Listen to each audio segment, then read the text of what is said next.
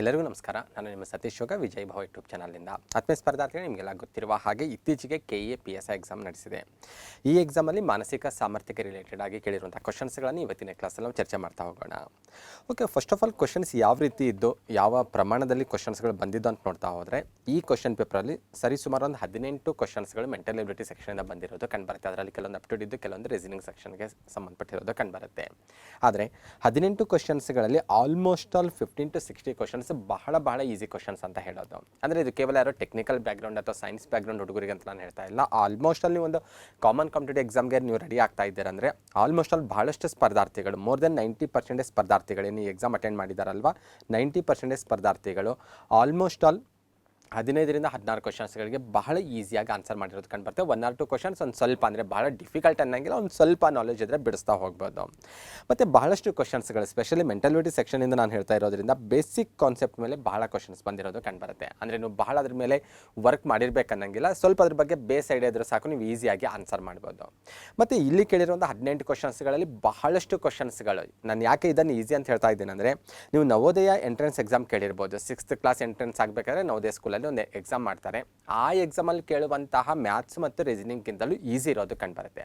ಹಾಗಂದ ತಕ್ಷಣಕ್ಕೆ ನಾನು ಈ ಪೇಪರನ್ನು ಟೀಕೆ ಮಾಡ್ತಾ ಇಲ್ಲ, ಆದರೆ ಈ ಸೆಕ್ಷನಿಂದ ಕೇಳಿರುವಂಥ ಕ್ವಶನ್ಸ್ಗಳು ಈಸಿ ಆಗಿರೋದು ಕಂಡುಬರುತ್ತೆ. ಹಾಗಾಗಿ ಯಾರೆಲ್ಲ ಈ ಸರಿ 545 ಅಪಾಯಿಂಟ್ ಆಗ್ತಾರಲ್ಲ, ಅವರೆಲ್ಲರೂ ಪ್ರತಿಯೊಬ್ಬ ಕ್ಯಾಂಡಿಡೇಟ್ ಕೂಡ ಮಿನಿಮಮ್ ಈ ಸೆಕ್ಷನಲ್ಲಿ 15, 16, 17 ಅಥವಾ ಔಟ್ ಎಲ್ಲ ಕ್ವಶನ್ಸ್ಗಳನ್ನು ಕೂಡ ಕ್ಲಿಯರ್ ಮಾಡ್ಕೊಂಡಿರ್ತಾರೆ.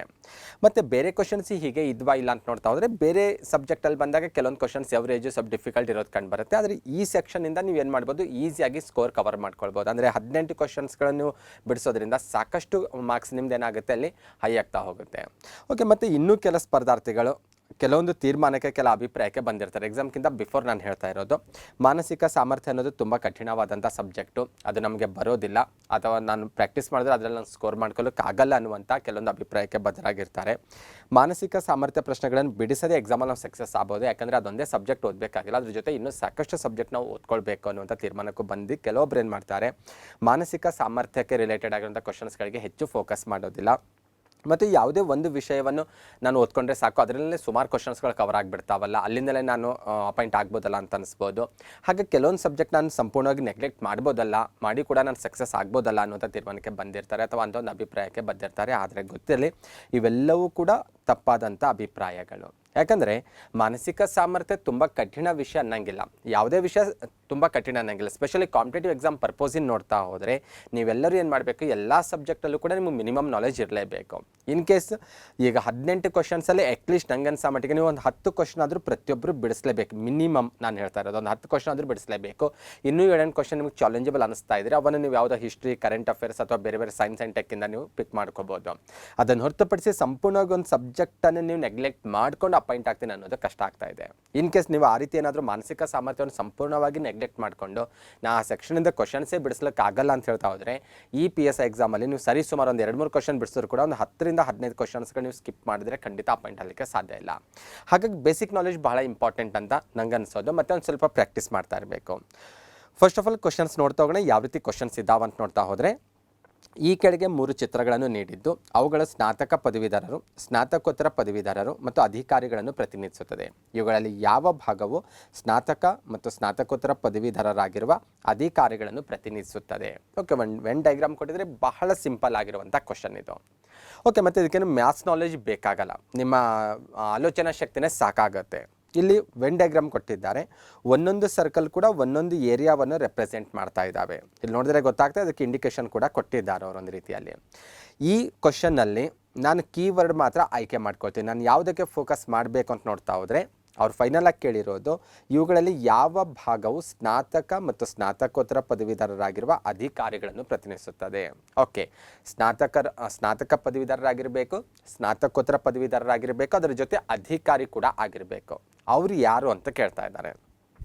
ಇಲ್ಲೇ ನಿಮಗೆ ಸರ್ಕಲ್ ಕಾಣಿಸ್ತಾ ಇದೆ ಅಲ್ವಾ, ಈ ಸರ್ಕಲಲ್ಲಿ ಇರೋರೆಲ್ಲರೂ ಕೂಡ ಸ್ನಾತಕ ಪದವೀಧರರು, ಕ್ಲಿಯರ್ ಆಗಿರಬೇಕು. ಈ ಸರ್ಕಲಲ್ಲಿರೋರು ಏನಿದಾರಲ್ವ, ಇವರು ಸ್ನಾತಕೋತ್ತರ ಪದವೀಧರರು. ಇನ್ನೊಂದು ಸರ್ಕಲ್ ಕಾಣಿಸ್ತಾ ಇದೆ ಅಲ್ವಾ, ಈ ಸರ್ಕಲಲ್ಲಿ ಇರೋರೆಲ್ಲರೂ ಅಧಿಕಾರಿಗಳು. ಓಕೆ, ಇಲ್ಲಿ ನಾವು ಗಮನಿಸಬೇಕಾಗಿದೆ ಏನಂದರೆ ಸ್ನಾತಕ ಪದವೀಧರರು ನೋಡಿದ ತಕ್ಷಣಕ್ಕೆ ಹೇಳ್ಬೋದು ಸ್ನಾತಕನೂ ಆಗಿರಬೇಕು, ಅವರು ಸ್ನಾತಕೋತ್ತರನೂ ಆಗಿರಬೇಕು, ಅಧಿಕಾರಿಗಳು ಕೂಡ ಆಗಿರಬೇಕು. ಓಕೆ, ಇಲ್ಲಿ ಬಂದಾಗ ಆಪ್ಷನ್ಸ್ ಥ್ರೋ ಹೋಗೋದಾದರೆ ಜಿ ಇದೆ. ಜಿ ಪ್ಲೇಸ್ ನೋಡ್ತಾ ಹೋಗ್ರಿ. ಜಿ ಪ್ಲೇಸ್ ಹೆಂಗಿದೆ ಅಂದರೆ ಈ ಜಿ ಇರುವಂಥ ಪ್ಲೇಸು ಸ್ನಾತಕ ಪದವೀಧರಲ್ಲೂ ಬರುತ್ತೆ, ಸ್ನಾತಕೋತ್ತರ ಪದವೀಧರಲ್ಲೂ ಬರುತ್ತೆ, ಮತ್ತು ಅಧಿಕಾರಿಗಳಿಗೆ ರಿಲೇಟೆಡ್ ಆಗಿರುವಂಥ ಏರಿಯಾದಲ್ಲಿ ಕೂಡ ಬರುತ್ತೆ. ಹಾಗಾಗಿ ಜಿ ಈ ಕ್ವಶನ್ಗೆ ಸರಿಯಾದ ಉತ್ತರ ಅಂತ ಹೇಳ್ಬೋದು. ಅಥವಾ ನಿಮಗೆ ಒಂದು ಸ್ವಲ್ಪ ಕನ್ಫ್ಯೂಸ್ ಇದ್ದರೆ ಇನ್ನೂ ಸ್ವಲ್ಪ ಕ್ಲಿಯರ್ ಮಾಡ್ಕೊಳ್ಳೋಣ. ಡಿ ಬಗ್ಗೆ ನೋಡ್ತಾ ಹೋಗೋಣ. ಡಿ ಏರಿಯಾ ಅಬ್ಸರ್ವ್ ಮಾಡಿದ್ರೆ ಗೊತ್ತಾಗುತ್ತೆ. ಡಿ ಸ್ನಾತಕೋತ್ತರ ಪದವೀಧರನೂ ಹೌದು ಮತ್ತು ಸ್ನಾತಕ ಪದವೀಧರ ಕೂಡ ಹೌದು. ಆದರೆ ಅಧಿಕಾರಿ ಇಲ್ಲ. ಆತ ಅಧಿಕಾರಿ ರಂಗಿದ್ರೆ ಈ ಸರ್ಕಲ್ ಏರಿಯಾದ ಒಳಗಡೆ ಆತ ಬರಬೇಕಿಲ್ಲಿ, ಕ್ಲಿಯರ್ ಆಗಿರಬೇಕು. ಬಿ ಬಂದರೆ ಬಿ ಈ ಭಾಗದಲ್ಲಿರೋದು, ಈತ ಕೇವಲ ಸ್ನಾತಕ ಪದವೀಧರ ಮಾತ್ರ ಆಗಿದ್ದಾನೆ, ಹಾಗಾಗಿ ಆತ ಆಗೋದಿಲ್ಲ. ಸಿ ಇದೆ ಆಪ್ಷನ್ಸಲ್ಲಿ. ಸಿ ಅಧಿಕಾರಿ ಮಾತ್ರ, ಆತ ಸ್ನಾತಕ ಪದವೀಧರನೂ ಅಲ್ಲ, ಸ್ನಾತಕೋತ್ತರ ಪದವೀಧರ ಕೂಡ ಅಲ್ಲ. ಈ ರೀತಿ ನೀವು ಆಪ್ಷನ್ಸ್ ಬೇಸಿನಲ್ಲೂ ಹೋಗ್ಬೋದು ಅಥವಾ ನೋಡಿದ ತಕ್ಷಣಕ್ಕೆ ಗೊತ್ತಾಗುತ್ತೆ 3 ಏರಿಯಾದಲ್ಲಿ ಬರುವಂಥ ವ್ಯಕ್ತಿ ಯಾರು ಅಂತ ನೋಡ್ತಾ ಹೋದರೆ ಜಿ ಮಾತ್ರ 3 ಏರಿಯಾದಲ್ಲಿ ಬರುವಂತಹ ವ್ಯಕ್ತಿ ಆಗಿದ್ದಾನೆ. ಆ ಬೇಸ್ ಮೇಲೆ ನಾವೇನು ಮಾಡ್ಬೋದು, ಇಲ್ಲಿ ನೋಡಿದ್ರೆ ಗೊತ್ತಾಗುತ್ತೆ. ಈ ಸರ್ಕಲ್ ಏನಿದೆ ಅಲ್ವಾ, ಇದು ಸ್ನಾತಕ ಪದವೀಧರ.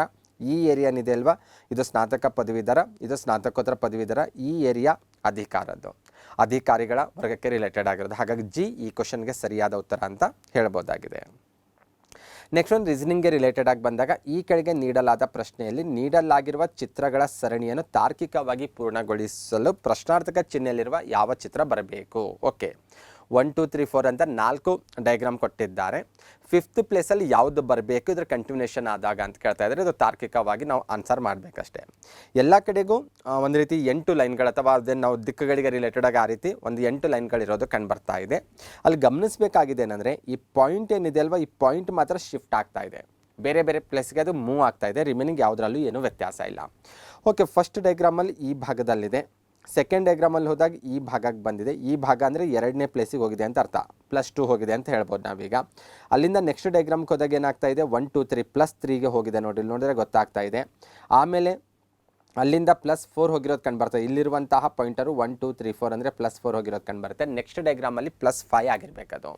+5 ಅಂದರೆ ಹೆಂಗೆ ನಾವು ಫೈಂಡ್ ಔಟ್ ಮಾಡೋದು, ಇದರಿಂದಲೇ ನೋಡ್ತಾ ಹೋಗೋಣ. +5 ಅಂದರೆ ಇದು ಇಲ್ಲಿಂದ ಸ್ಟಾರ್ಟ್ ಆಗ್ತಾ ಇದೆ. 1 2 3 4 5 ಅಂತ ಹೇಳ್ಬೋದು. ಈ ಪ್ಲೇಸಿಗೆ ಪಾಯಿಂಟರ್ ಬಂದಿರಬೇಕು. ಆ ಪ್ಲೇಸಿಗೆ ಪಾಯಿಂಟರ್ ಇರೋದು ಒಂದೇ ಆಪ್ಷನ್ಸ್ ನಮಗೆ ಕಾಣಿಸ್ತಾ ಇದೆ, ಆಪ್ಷನ್ ಸಿ ಇದಕ್ಕೆ ಕರೆಕ್ಟ್ ಆನ್ಸರ್ ಅಂತ ಹೇಳ್ಬೋದು. ಇದೆಲ್ಲವೂ ಕೂಡ ತಾರ್ಕಿಕ ಆಲೋಚನೆ, ಯಾವುದೇ ರೀತಿ ಮ್ಯಾಥ್ಸ್ ಏನು ಬೇಕಾಗಿಲ್ಲ, ನೋಡೋದು ತಕ್ಷಣಕ್ಕೆ ಹೇಳ್ಬೋದು. ಅಲ್ಲಿ ಪಾಯಿಂಟರ್ ಏನಾಗ್ತಾ ಇದೆ, ಮೂವ್ ಆಗ್ತಾ ಇದೆ. ಆ ಬೇಸ್ ಮೇಲೆ ನಾವೇನು ಮಾಡ್ಬೋದು, ಆನ್ಸರ್ ಮಾಡ್ತಾ ಹೋಗ್ಬೋದು. ಒಂದಿದೆ, ಆಮೇಲೆ 2 ಪ್ಲೇಸ್ ಮುಂದೆ ಹೋಗಿದೆ ಕಾಣಿಸ್ತಾ ಇದೆ ಅಲ್ಲಿ, ಆಮೇಲೆ +3, ಆಮೇಲೆ +4, ಆಮೇಲೆ +5 ಅಂತ ಈ ರೀತಿ ಮಾಡ್ತಾ ಹೋಗ್ಬೋದಾಗಿದೆ. Next one another reasoning question. ಇದು ಕೂಡ ಅಷ್ಟೇ, ಯಾವುದೇ ಮ್ಯಾಥ್ಸ್ ಬೇಕಾಗಿಲ್ಲ, ಜಸ್ಟ್ ನೀವು ಅಲ್ಲಿ ನೋಡಿದ್ರೆ ಗೊತ್ತಾಗುತ್ತೆ. ಕೋಡಿಂಗ್ ಡಿಕೋಡಿಂಗ್ ರೀತಿಯಲ್ಲಿರೋದು ಕಂಡು ಬರ್ತಾ ಇದೆ. ಒಂದು ವೇಳೆ ಗಿಳಿಯನ್ನು ನವಿಲು ಎಂದು ಕರೆದರೆ, ನವಿಲನ್ನು ಗುಬ್ಬಿ ಎಂದು ಕರೆದರೆ, ಗುಬ್ಬಿಯನ್ನು ಪಾರಿವಾಳ ಎಂದು ಕರೆದರೆ, ಪಾರಿವಾಳವನ್ನು ಗುಬ್ಬಿ ಎಂದು ಕರೆದರೆ ಭಾರತದ ರಾಷ್ಟ್ರೀಯ ಪಕ್ಷಿ ಯಾವುದು ಅಂತ ಕೇಳ್ತಾ ಇದ್ದಾರೆ. ಓಕೆ, ಇಲ್ಲಿ ಬಂದಾಗ ಒಂದೊಂದು ಪಕ್ಷಿಗೂ ಬೇರೆ ಹೆಸರಿಂದ ಅವ್ರು ಕೋಡ್ ಮಾಡ್ತಾ ಇರೋದು ಕಂಡು ಬರ್ತಾ ಇದೆ. ಒಂದು ಪಕ್ಷಿಗೆ ಬೇರೆ ಹೆಸರಿಂದ ಕರಿತಾ ಇದ್ದಾರೆ. ಫೈನಲ್ ಆಗಿ ನಾವು ಹೇಳಬೇಕಾಗಿದ್ದು ಭಾರತದ ರಾಷ್ಟ್ರೀಯ ಪಕ್ಷಿ ಯಾವುದು ಅಂತ ಹೇಳಬೇಕಾಗಿದೆ. ಒರಿಜಿನಲ್ ಆಗಿ ಬಂದಾಗ ಗೊತ್ತು ಎಲ್ಲರಿಗೂ, ಭಾರತ ರಾಷ್ಟ್ರೀಯ ಪಕ್ಷಿ ಯಾವುದು, ನವಿಲು ಅಂತ ಹೇಳ್ಬೋದು. ಆದರೆ ಇಲ್ಲಿ ನವಿಲಿಗೆ ಬೇರೆ ಯಾವುದೇ ಹೆಸರಿಂದ ಕರಿತಾ ಇದ್ದಾರಲ್ಲ, ಆ ಹೆಸರು ಯಾವುದು ಅಂತ ನಾವು ಫೈಂಡ್ ಔಟ್ ಮಾಡಬೇಕು. ಓಕೆ, ಇಲ್ಲಿ ಬಂದಾಗ ಕೆಲವೊಂದು ಅನವಶ್ಯಕವಾಗಿರುವಂಥ ವರ್ಡ್ಸನ್ನು ತೆಗೆದುಕೊಂಡು ನಮಗೆ ಬೇಕಾಗಿರೋದು ಮಾತ್ರ ನಾನು ಅಬ್ಸರ್ವ್ ಮಾಡ್ತಾ ಹೋಗ್ತೀನಿ. ಇಲ್ಲಿ ಗಿಳಿಗೆ ಏನಂತ ಹೇಳ್ತಾ ಇದ್ದಾರೆ, ನವಿಲು ಅಂತ ಹೇಳ್ತಾ ಇದ್ದಾರೆ. ನೋಡಿದ್ರೆ ಗೊತ್ತಾಗ್ತದೆ, ಗಿಳಿಗೆ ನವಿಲು. ನವಿಲಿಗೆ ಗುಬ್ಬಿ ಅಂತ ಕರಿತಾ ಇದ್ದಾರೆ, ಗುಬ್ಬಿಗೆ ಪಾರಿವಾಳ ಅಂತ ಕರಿತಾ ಇದ್ದಾರೆ, ಪಾರಿವಾಳಕ್ಕೆ ಗುಬ್ಬಿ ಅಂತ ಕರಿತಾ ಇದ್ದಾರೆ. ಓಕೆ, ಇಲ್ಲಿ ಕನ್ಫ್ಯೂಷನ್ ಇದೆ. ಇಲ್ಲಿ ಆ್ಯಕ್ಚುಲಿ ಬಂದಾಗ ನವಿಲಿಗೂ ಗುಬ್ಬಿ ಅಂತ ಕರಿತಾ ಇದ್ದಾರೆ, ಪಾರಿವಾಳಕ್ಕೂ ಗುಬ್ಬಿ ಅಂತ ಕರಿತಾ ಇದ್ದಾರೆ. ಅಟ್ಲೀಸ್ಟ್ ಇದು ಸೆಕೆಂಡ್ ಒನ್ ಮೋಸ್ಟ್ಲಿ ಕೊನೆಯದಾಗಿರೋದು ಏನೋ ಚೇಂಜಸ್ ಆಗಬೇಕು ಅನ್ಸುತ್ತೆ. ಆದರೆ ನಮ್ಮ ಆನ್ಸರ್ ಫೈಂಡ್ ಔಟ್ ಮಾಡಲಿಕ್ಕೆ ಅದು ಯಾವುದೇ ರೀತಿ ಸಮಸ್ಯೆ ಇಲ್ಲ. ಅಲ್ಲಿ ನಮಗೆ ಬೇಕಾಗಿರೋದು ಭಾರತದ ರಾಷ್ಟ್ರೀಯ ಪಕ್ಷಿ ಯಾವುದು ಅಂತ. ಒರಿಜಿನಲ್ ಆಗಿ ಬಂದಾಗ ಭಾರತ ರಾಷ್ಟ್ರೀಯ ಪಕ್ಷಿ ಯಾವುದು, ನವಿಲು. ಆದರೆ ಇವರು ನವಿಲಿಗೆ ಏನಂತ ಕರಿತಾ ಇದ್ದಾರೆ, ನವಿಲನ್ನು ಗುಬ್ಬಿ ಎಂದು ಕರೆದಿದ್ದಾರೆ ಅಂತ ಹೇಳ್ತಾ ಇದ್ದಾರಲ್ವಾ.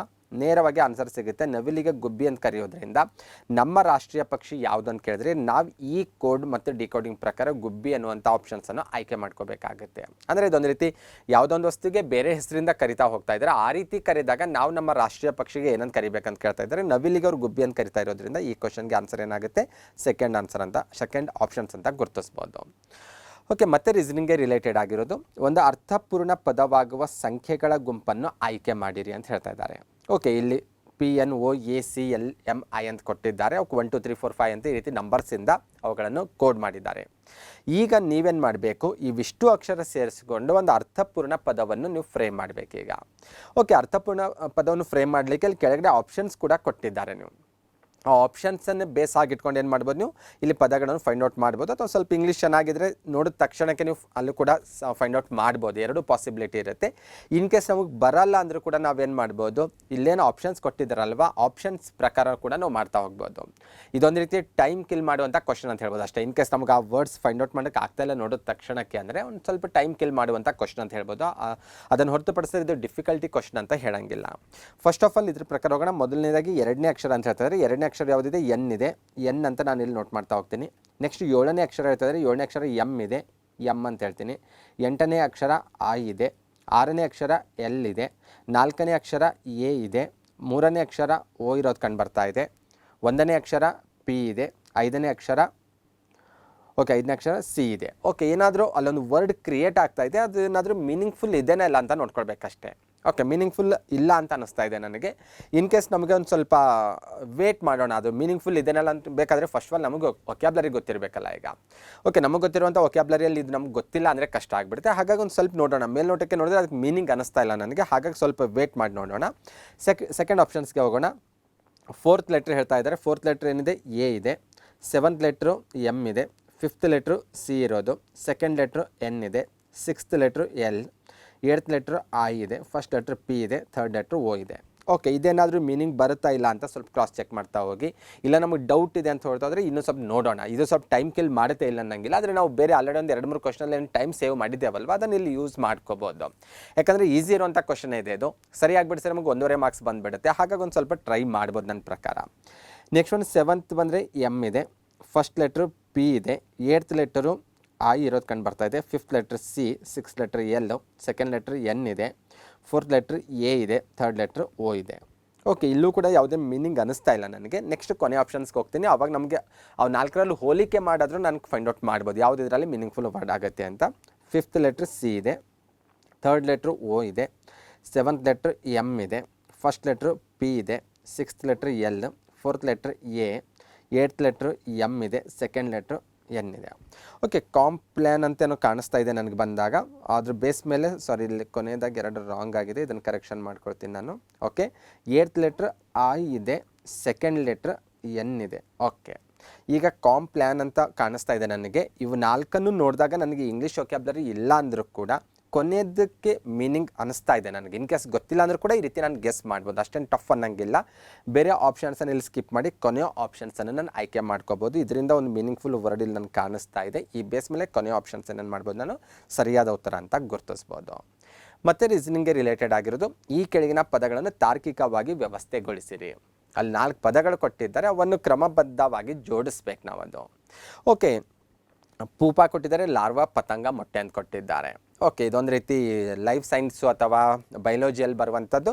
ಈ ಸಿಲ್ಕ್ ವಾರ್ಮ್ ಅಥವಾ ಪತಂಗಕ್ಕೆ ರಿಲೇಟೆಡ್ ಆಗಿರುವಂಥ ಒಂದು ಕ್ವಶನ್. ಅದರ ಸ್ಟೇಜ್ಗಳನ್ನು ಕೇಳ್ತಾ ಇದ್ದಾರೆ ಅಲ್ಲಿ ಬಂದಾಗ. ಎಲ್ಲಕ್ಕಿಂತ ಮೊದಲಿಗೆ ಯಾವತ್ತು ಬರುತ್ತೆ ಅಂತ ನೋಡ್ತಿದ್ರೆ ಎಲ್ಲಕ್ಕಿಂತ ಮೊದಲಿಗೆ ಮೊಟ್ಟೆ ಇರೋದು. ಮೊಟ್ಟೆಯಿಂದ ಲಾರ್ವಾ ಬರುತ್ತೆ. ಲಾರ್ವಾ ನಂತರದ ಸ್ಟೇಜ್ ಪೂಪ ಆಗಿರುತ್ತೆ. ಕೊನೆಯದಾಗಿ ಬರೋದು ಪತಂಗ ಆಗಿರುತ್ತೆ. ಓಕೆ, ಇದು ಒಂದು ರೀತಿ ತಾರ್ಕಿಕವಾಗಿ ವ್ಯವಸ್ಥೆಗೊಳಿಸಿ ಅಂತ ಹೇಳ್ತಾ ಇದ್ದಾರೆ. ಅಲ್ಲಿ ಬಂದಾಗ ಯಾವುದಾದ್ರೂ ಸಬ್ಜೆಕ್ಟಿಂದ ವರ್ಡ್ಸ್ಗಳು ನಿಮಗೆ ಕೊಟ್ಟಿರ್ಬೋದು ಅಲ್ಲಿ. ಈಗ ಯಾವುದಾದ್ರೂ ಈಗ ವಾಟರ್ ಸೈಕಲ್ ಆಗಿರ್ಬೋದು ಅಥವಾ ಬೇರೆ ಬೇರೆ ರೀತಿ ಯಾವುದಾದ್ರೂ ಒಂದು ಪದಗಳ ಒಂದು ಕ್ಷೇತ್ರಕ್ಕೆ ರಿಲೇಟೆಡ್ ಆಗಿರುವಂಥ ಪದಗಳನ್ನು ಕೊಡುವಂಥ ಪಾಸಿಬಿಲಿಟಿ ಇರುತ್ತೆ. ಅವನ್ನು ನೀವು ಜೋಡಿಸಬೇಕು.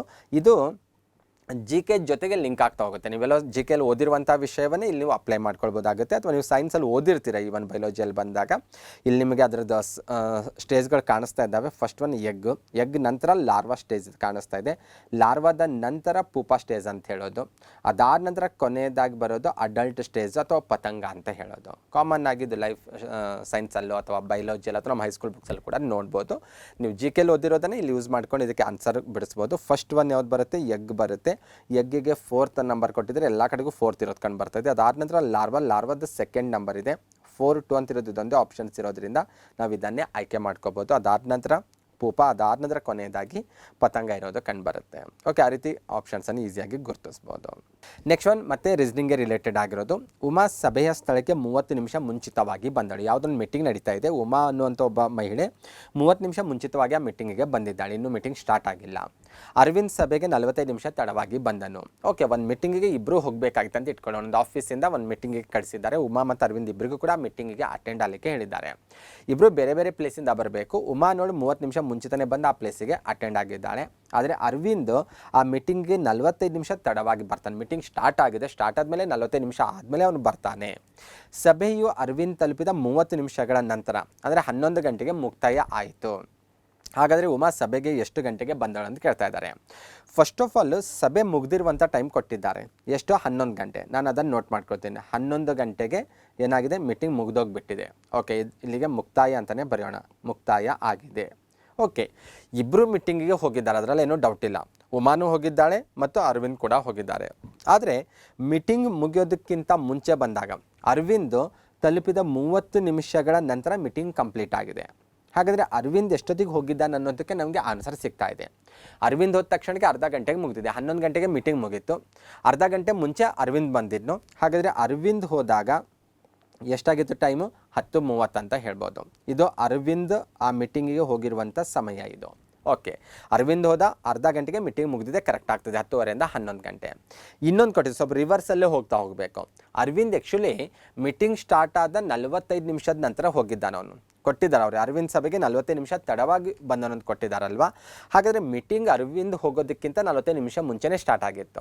10:30ಗೆ ಅವ್ನು ಹೋಗಿದ್ದು, 10:30ಗೆ ಆತ ಹೋದಾಗ ಆಲ್ರೆಡಿ 45 ನಿಮಿಷ ಆಗಿತ್ತು ಮೀಟಿಂಗ್ ಸ್ಟಾರ್ಟ್ ಆಗಿ. ಹಾಗಾದರೆ 45 ನಿಮಿಷ ಇನ್ನೂ ಹಿಂದೆ ಬಂದಾಗ ಎಷ್ಟಾಗುತ್ತೆ ಗೊತ್ತಾ? 9:45 ಆಗುತ್ತೆ. ಇದು ಸಭೆ ಆರಂಭಗೊಂಡ ಸಮಯ ಇದು. ಓಕೆ, ಇಲ್ಲಿ ಮತ್ತೆ ಉಮಾ ಆ ಸಭೆಗೆ 30 ನಿಮಿಷ ಮುಂಚಿತನೇ ಹೋಗಿದ್ದಾಳೆ. ಅಂದರೆ ಮುಂಚಿತ ಅಂದರೆ ಎಷ್ಟು? 9:45ಕ್ಕೆ ಮೀಟಿಂಗ್ ಸ್ಟಾರ್ಟ್ ಆಗ್ತಾ ಇದೆ. ಉಮಾ ಅರ್ಧ ಗಂಟೆ ಮುಂಚೆನೇ ಹೋಗಿದ್ದಾಳೆ. ಅಂದರೆ 9:15ಕ್ಕೆ ಏನಾಗಿದ್ದಾಳೆ? ಉಮಾ ಅನ್ನುವಂಥ ಮಹಿಳೆ ಮೀಟಿಂಗಿಗೆ ಹೋಗಿದ್ದಾಳೆ. ನಮಗೆ ಬೇಕಾಗಿರೋದು ಕೂಡ ಅದೇ ಆನ್ಸರು. ಉಮಾ ಸಭೆಗೆ ಎಷ್ಟು ಗಂಟೆಗೆ ಬಂದಳು ಅಂತ ಕೇಳ್ತಾ ಇದ್ದಾರೆ. 9:15ಕ್ಕೆ ಅವಳು ಅಟೆಂಡ್ ಇದ್ದಳು ಅಂತ ಹೇಳ್ಬೋದು. Okay, one time cross check ಮಾಡ್ಕೊಳ್ಳೋಣ. ಉಮಾ ಹೋದ ಅರ್ಧ ಗಂಟೆ ನಂತರ ಮೀಟಿಂಗ್ ಸ್ಟಾರ್ಟ್ ಆಗಿದೆ. ಕರೆಕ್ಟಾಗಿ ಮ್ಯಾಚ್ ಆಗ್ತಾ ಇದೆ. ಮೀಟಿಂಗ್ ಸ್ಟಾರ್ಟ್ ಆದ 45 ನಿಮಿಷದ ನಂತರ ಅರವಿಂದ್ ಬಂದಿದ್ದಾನೆ. ಕರೆಕ್ಟಾಗಿ ಮ್ಯಾಚ್ ಆಗ್ತಾಯಿದೆ. 9:45 ಅಂದರೆ 10 ಗಂಟೆಗೆ 15 ನಿಮಿಷ ಆಗುತ್ತೆ. ಆ ಕಡೆ ಅರ್ಧ ಗಂಟೆ 45 ನಿಮಿಷ. ಓಕೆ, ಅರವಿಂದ್ ಹೋದ ಅರ್ಧ ಗಂಟೆ ನಂತರ ಮೀಟಿಂಗ್ ಮುಕ್ತಾಯ ಆಗುತ್ತೆ. ಓಕೆ, ಎಲ್ಲದಕ್ಕೂ ಮ್ಯಾಚ್ ಆಗ್ತಾಯಿದೆ. ಹಾಗೆ ನಮ್ಮ ಆನ್ಸರ್ ಕರೆಕ್ಟ್ ಅಂತ ಹೇಳ್ಬೋದು. ಓಕೆ, ಇದು ಈ ರೀತಿ ರಿವರ್ಸಿಂದ ಹೋದರೆ ಸಾಕು, ನಮ್ಮ ಆಲೋಚನೆ ಶಕ್ತಿ ಮೇಲೇ ಬಿಡಿಸ್ತಾ ಹೋಗ್ಬೋದು. ನೆಕ್ಸ್ಟ್ ಒಂದು ಸ್ವಲ್ಪ ಎವರೇಜ್ಗೆ ರಿಲೇಟೆಡ್ ಆಗಿರೋದು ಅಪ್ಟುಡ್ ಲೆಕ್ಕ ಅಂತ ಹೇಳ್ಬೋದು ಇದನ್ನು. ಆದರೆ ಬಹಳ ಕಾಂಪ್ಲಿಕೇಟೆಡ್ ಲೆಕ್ಕ ಏನಲ್ಲ ಇದು ಬಂದಾಗ. 3 ಸಹೋದರಿಯರ ಸರಾಸರಿ ವಯಸ್ಸು 20 ಆಗಿದೆ ಮತ್ತು ಅವರ ವಯಸ್ಸು 3:5:7 ಅನುಪಾತದಲ್ಲಿದೆ. ಹಾಗಾದರೆ ಅತ್ಯಂತ ಕಿರಿಯ ಸಹೋದರಿಯ ವಯಸ್ಸೆಷ್ಟು ಅಂತ ಕೇಳ್ತಾ ಇದ್ದಾರೆ. ಓಕೆ, ಎ ಬಿ ಸಿ ಅಂತ 3 ಸಹೋದರಿಯರು ಇದ್ದಾರೆ ಅಂತ ಇಟ್ಕೊಳ್ಳೋಣ. ಎ ಮತ್ತು ಬಿ ಮತ್ತು ಸಿ ಅಂತ. ಓಕೆ, 3ರ ಸರಾಸರಿ ವಯಸ್ಸು ಕೊಟ್ಟಿದ್ದಾರೆ. ಅವ್ರದ್ದು ರಿಯಲ್ ಏಜ್ ಕೊಟ್ಟಿಲ್ಲ. ಇವ್ರದ್ದು 20 ವಯಸ್ಸಿದೆ ಸರಾಸರಿ ಅಂತ ತೆಗೆದಾಗ. ಇವ್ರದ್ದು 20, ಇವ್ರದ್ದು 20 ಅಂತ ಸರಾಸರಿ ತೆಗೆದಾಗ ಒಟ್ಟು ಎಷ್ಟಾಗುತ್ತೆ? 3 ಸೇರಿದ್ರೆ 60 ವರ್ಷ ವಯಸ್ಸಾಗುತ್ತೆ. ಅದರಲ್ಲಿ ಒಬ್ಬರು ದೊಡ್ಡವ್ರು ಇರ್ಬೋದು, ಸಣ್ಣವ್ರು ಇರ್ಬೋದು, ಎಷ್ಟೇ ಇರ್ಬೋದು. ಎವರೇಜ್ ಅಂತ ತೆಗೆದುಕೊಂಡಾಗ ಎಲ್ಲರದ್ದು 20 ಅಂತ ಅವರೇ ಹೇಳ್ತಾ ಇದ್ದಾರೆ. ಆದರೆ ಆ 3 ಸಹೋದರಿಯರ ಒಟ್ಟು ವಯಸ್ಸು ಸೇರಿಸಿದ್ರೆ 60 ಆಗ್ತಾ ಇದೆ. ಓಕೆ, ಅವರ ಒರಿಜಿನಲ್ ವಯಸ್ಸಿನ ಅನುಪಾತ ಕೊಟ್ಟಿದ್ದಾರೆ. 5:7 ಅಂತ ಕೊಟ್ಟಿದ್ದಾರೆ. ಹಾಗಾದರೆ ಅತ್ಯಂತ ಕಿರಿಯ ಸಹೋದರಿಯ ವಯಸ್ಸು ಎಷ್ಟು ಅಂತ ಕೇಳ್ತಾ ಇದ್ದಾರೆ. ಅವರ ರಿಯಲ್ ಏಜ್ ಗೊತ್ತಿಲ್ಲ ಎಷ್ಟು ಅಂತ, ಆದರೆ ರಿಯಲ್ ಏಜ್ ನಾವು ಟೋಟಲ್ ಗೊತ್ತಿದೆ 60 ಅಂತ. ಅನುಪಾತದಲ್ಲಿ ಕೊಟ್ಟಿದ್ದಾರೆ. ಅನುಪಾತವನ್ನು ಟೋಟಲ್ ಮಾಡ್ಕೊಂಡೋಣ. 7, 3, 10, 5, 15 ಇದು ಅನುಪಾತದಲ್ಲಿ ಅವರ ವಯಸ್ಸಿನ ಮೊತ್ತ. ಇದು ರಿಯಲ್ ಆಗಿ ಅವರ ವಯಸ್ಸಿನ ಮೊತ್ತ, ಇದು ಅನುಪಾತದಲ್ಲಿ ಅವರ ವಯಸ್ಸಿನ ಮೊತ್ತ. ನಮಗೆ ಬೇಕಾಗಿರೋದು ಅತ್ಯಂತ ಕಿರಿಯ ಸಹೋದರಿ. ಓಕೆ, ಕಿರಿಯ ಸಹೋದರಿ ಅಂದರೆ ಇಲ್ಲಿ ಕಾಣಿಸ್ತಾ ಇದೆ. ಕಡಿಮೆ ಅನುಪಾತ ಯಾರ್ದಿದೆ? ಎ ಅನ್ನುವಂಥ ಮಹಿಳೆದ ಕಡಿಮೆ ಇದೆ, ಅವಳದೇ ತೆಗೆದುಕೊಳ್ಳೋಣ. ಇನ್ ಕೇಸ್ ಅವ್ರು 3 ವಯಸ್ಸು 15 ಆಗಿದ್ರೆ ಟೋಟಲ್ಲು, ಅದರಲ್ಲಿ ಎಯ ವಯಸ್ಸು 3 ಆಗಿರುತ್ತೆ. ಆದರೆ 60 ಇದೆ ಅವ್ರ ರಿಯಲ್ ಏಜ್ನ ಟೋಟಲ್ ಮೊತ್ತ, ಅದರಲ್ಲಿ ಅವಳ ವಯಸ್ಸು ಎಷ್ಟಾಗಿರುತ್ತೆ ಅನ್ನೋದು ಫೈಂಡ್ ಔಟ್ ಮಾಡಬೇಕು. ಓಕೆ, 15 1 15 4 60, 4 3 12. ಓಕೆ, 12 ಈ ಕ್ವಶನ್ಗೆ ಸರಿಯಾದ ಉತ್ತರ ಅಂತ ಗುರುತಿಸ್ಬೋದು. ಓಕೆ, ಈ ರೀತಿ ಆನ್ಸರ್ ಮಾಡ್ತಾ ಹೋಗೋದು. ಭಾಳ ಡಿಫಿಕಲ್ಟಿ ಅನ್ನಂಗೇನಿಲ್ಲ ಆ್ಯಕ್ಚುಲಿ ಬಂದಾಗ. ಅಥವಾ ಇನ್ನೊಂದು ರೀತಿ ಕ್ರಾಸ್ ಚೆಕ್ ಮಾಡ್ಕೋದು. 3:5:7 ಅಂತ ಕೊಟ್ಟಿದ್ದಾರಲ್ವ. ಅತ್ಯಂತ ಕಿರಿಯ ಸಹೋದರಿ ವಯಸ್ಸು ಕೇಳ್ತಾ ಇದ್ದಾರೆ. ಅತ್ಯಂತ ಕಿರಿಯ ಸಹೋದರಿ ವಯಸ್ಸು 12 ಅಂತ ಬಂದಿದೆ ಅಲ್ವಾ. ಓಕೆ, ನಾನು ಇದನ್ನು 12 ಅಂತ ಬರಿಬೋದು. 3 4 12 ಅಂದರೆ 4 ಪಟ್ಟು ಹೆಚ್ಚಾಗ್ತಾಯಿದೆ ಅಂತ ಹೇಳ್ಬೋದು. ಇದನ್ನು ಬರಿಬೋದು 4 5 20, ಇದನ್ನು ಬರಿಬೋದು 4 7 4 28. ಇದಿಷ್ಟು ಸೇರಿದಾಗಲೂ ಕೂಡ 60 ಆಗುತ್ತೆ.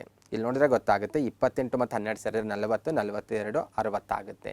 ಈ ರೀತಿಯೂ ಮಾಡ್ಬೋದು. ಇದಕ್ಕೆ ಸಾಕಷ್ಟು ಬೇರೆ ಬೇರೆ ಟೆಕ್ನಿಕ್ಸ್ ಇದ್ದಾವೆ. ನಿಮ್ಗೆ ಯಾವ್ದು ಈಸಿ ಆಗ್ತೋ ಅದನ್ನು ಫಾಲೋ ಮಾಡ್ಬೋದು.